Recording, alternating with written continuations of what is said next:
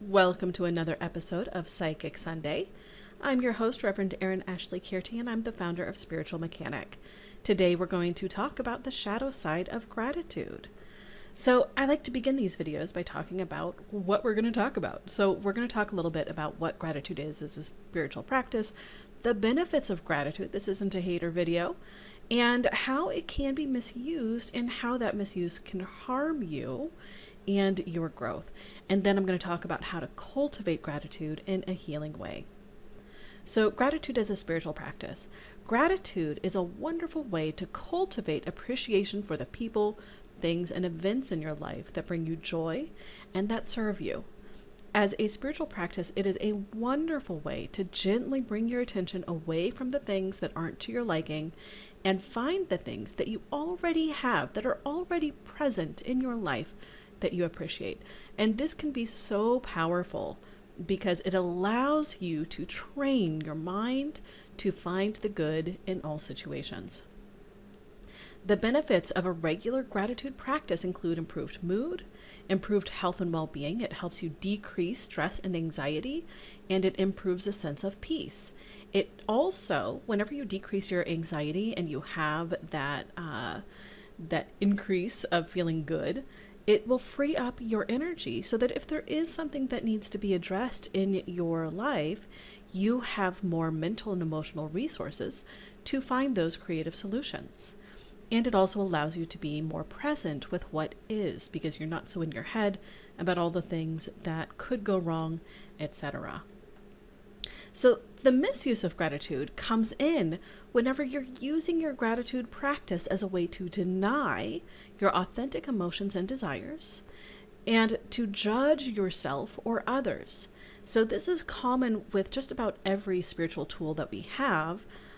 There's usually a way to abuse it, right? Because spiritual tools are just that, they're tools.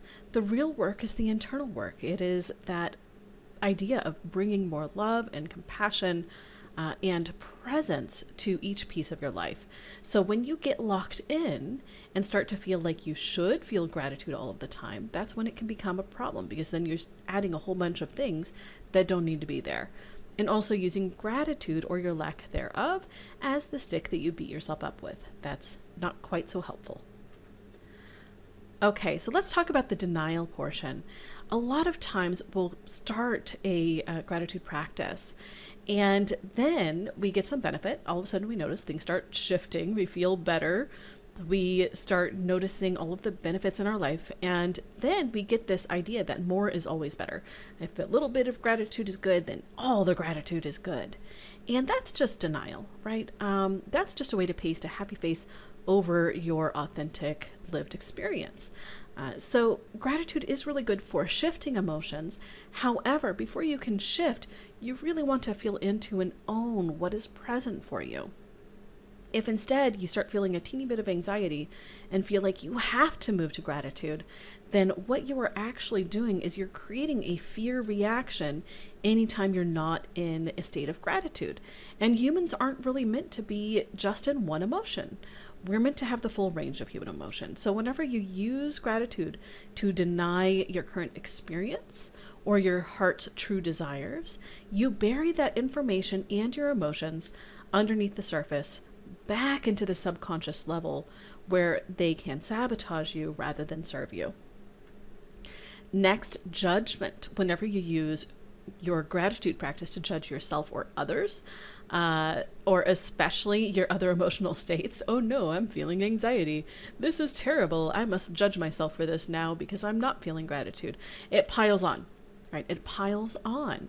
And again, I'm going to say this again because it's so important. You come fully equipped with the full range of human emotions, and there's no such thing as a bad emotion. There's no such thing as a wrong emotion. All emotions can serve you and illuminate important things for you. And so it's really important to honor your full human experience. You don't have to believe every emotion or thought, right? Sometimes your mind will come up with a thought that's just really not helpful. And so you can just say, thank you, and move on with your day. Thank you for that piece of information. I'm not going to actually act on that. And then you move on, right? So you don't have to take all of them seriously, but you don't necessarily want to turn it into the enemy either.